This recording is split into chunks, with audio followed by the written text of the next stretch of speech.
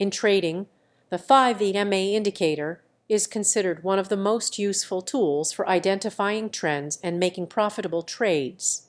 In this video, we will show you how to use the 5 EMA indicator for successful trading.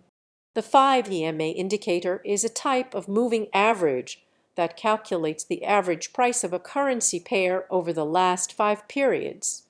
It is different from other moving averages in that it is more sensitive to changes in price.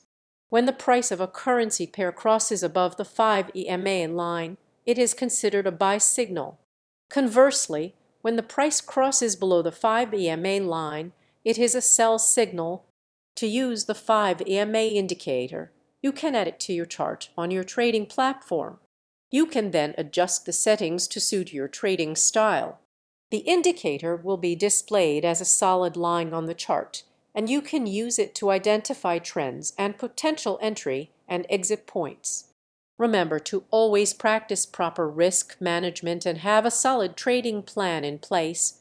In summary, the 5 EMA indicator is a powerful tool for successful trading. By understanding how it works and applying it to your trading strategy, you can improve your chances of making profitable trades. Remember to always do your own research and analysis before making any trades.